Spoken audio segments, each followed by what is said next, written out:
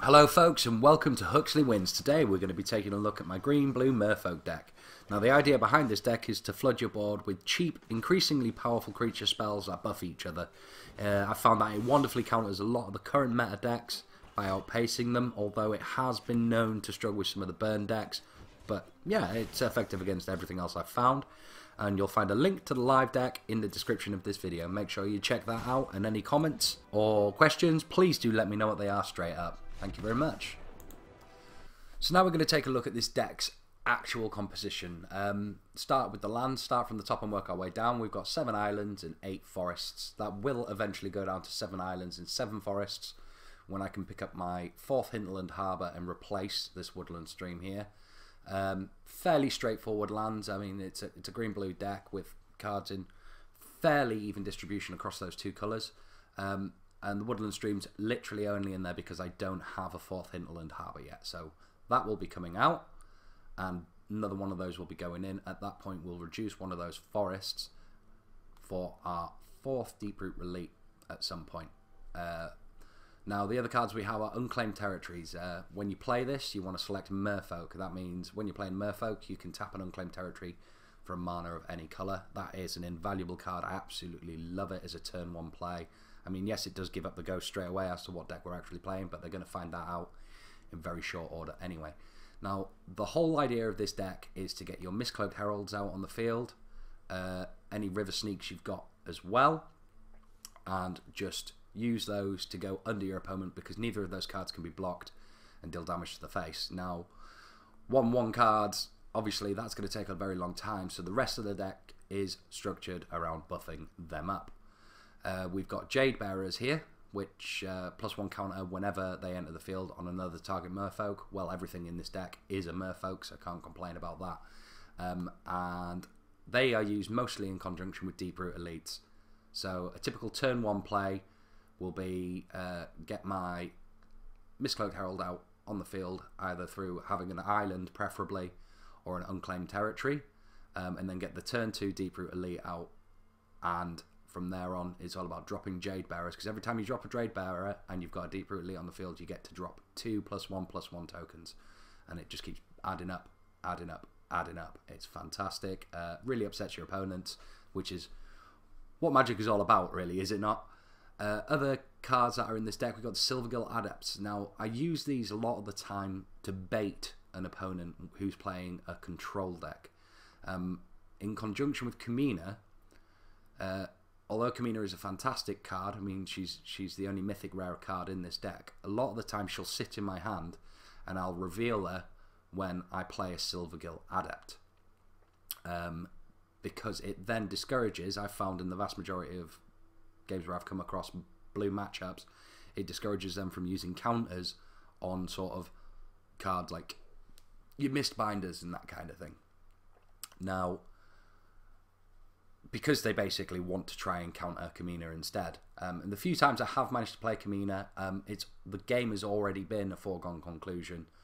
I've either going to be winning or I'm going to lose. But when you can make use of her abilities, it's fantastic. I generally use the first tap ability with something like, say, a Mistbinder, or something I don't want to attack, you know, like a Deep-Root Elite or something like that. So that I can then attack with Kamina without worry of being blocked.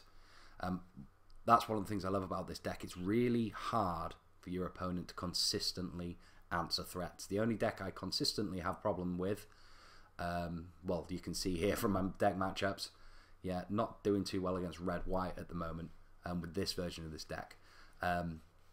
But a lot of red, just burn decks, mono-red burn decks, will basically shock and lightning bolt your deck into oblivion.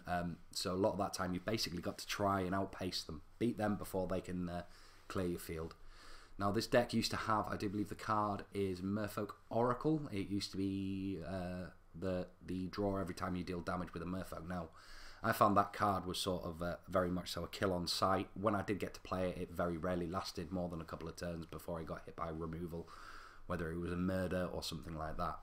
Now, although that's well and good and getting my opponent to burn cards getting rid of my non-sort of sneaky-in-the-face heralds and sneaks, I actually wanted that card draw because that was one of the things this deck suffered from if you weren't getting the right cards. So what I did was I took all the oracles out and I put in 3 Curious Obsessions, and I found they are much more effective. It's another +1/+1 for whatever creature you put them on, and on top of that, every time you deal damage with them you can draw a card, and I found that to be incredibly effective on Mistcloud Heralds and Sneaks. Now, in terms of control and actual spells, other than Curious Obsession, there's not too much in this deck. We have these 3 Merfolk Tricksters. Now, this is sort of like the only, sort of, I guess, the only technical card in this deck. The rest of it is very much so play the cards, win the game. Now, Merfolk Trickster is used in 1 or 2 situations. I like to try and save 2 blue mana where I can so that I could potentially play it during my opponent's turn, especially if they got something unpleasant on the field. Up against Boros decks, for example, you can use it just before they go into their attack phase to tap something with Mentor and remove all their effects until the end of the turn. So it's really, really effective. Also in mirror matches, it's fantastic played during your opponent's turn on, say, something like a Mistbinder, and all of a sudden their entire field is just basically suffered -1/-1, and you can answer those threats accordingly. It's an invaluable card. Other versions of this deck I've seen only use the 2, but I really, really like having the 3rd in at the moment for its reliability in draw. And its other purpose is when I've got lethal on the board, but they've got a defender sat there which is going to stop me from gaining lethal, you can drop it during your turn and tap that, and all of a sudden they don't have a blocker. It's a fantastic deck. Really, really enjoying playing it. The only other thing to go over is the other win condition, which is Sleep here. Sleep basically taps all your opponent's monsters, and you can get 2 turns pretty much straight to the face without any repercussions, and that's sort of the whole idea behind this deck. If there's any any questions or anything you think I haven't covered during this section of the video, please do just hit me up in the comments down below and I'll get straight on it and answer them for you.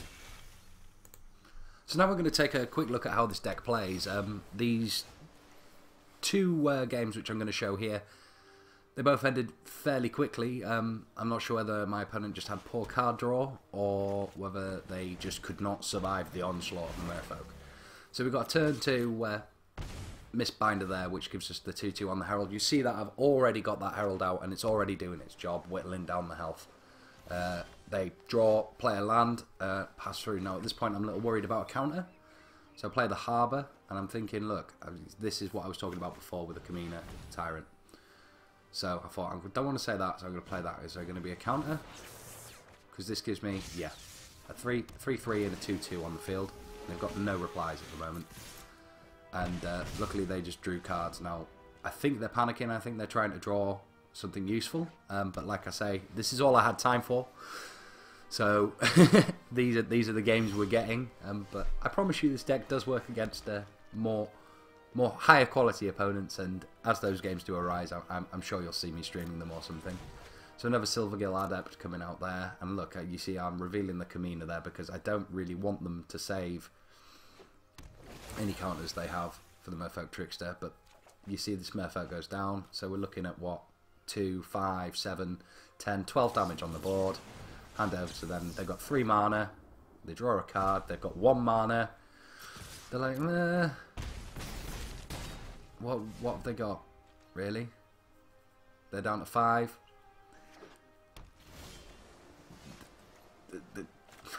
You know, it's one of those decks where, unless you can answer these threats very quickly, you end up having to do that. Okay, so we're going to take a look at this second game here. In all honesty, it goes fairly similarly to the first one. I've got some great card draw there. I've got 2 Heralds in my opening hand. I've got a Mistbinder as well, and some good spread of land there. So straight out with the turn 1 Herald play. I just realised I missed a hello there. I should have said hello back, but this deck is full on, what do they call it? Sewer Mermaid, I do believe my friends call me for playing this deck. But yeah, straight out with that. And I'm torn here whether I want to get the +1/+1 or play the Deep-Root Elite. I do believe I actually go with the Deep-Root Elite in the end, yeah. So that when I am playing cards in later turns, I can really, really buff up that Herald. Straight in there for the cheeky 1/1 poke, because that's just what I do. and hand it over to them. So on 19 health, I've got 2 monsters on the board, and they got 2 mana, they got no reply there. So here we get to see the Deep Root Elite in action. Bang, straight up, Mistcloaked Herald, +1/+1. Yeah, and then the Mistbinder coming out across the board, because I figure they've got no reply at the moment, so that's 6 damage at the start of turn 3, and I hand it over. And I imagine at this point I'm being cursed by my opponent, because there's not a lot you can do against a board of 4 monsters when you've got 3 mana. They were playing some kind of white-black deck. I think they drop a vampire of some sort. Oh no, Resplendent Angel. Fantastic card. He wants to try and answer some threats there, but it's no good because I've just drawn my second Jade Bearer. And yeah, that's 2 1/1 counters going down there. And the second Jade Bearer comes down, and that's another 2. Do I spread it out evenly here? Do I have 2 5/5s? Yes, I do. Now, that Resplendent Angel would obviously prove to be some sort of a threat here and clear some of this. But no, straight under, 10 damage. So that's sort of how this deck works. It's all about going under their field and basically being able to counter their opponents with sheer power. But if you have enjoyed how this deck worked, guys, make sure you let me know. You know, leave a like and blah, blah, blah, and all that YouTube jazz. Thank you very much for watching. Make sure you take it easy now. Fare thee well.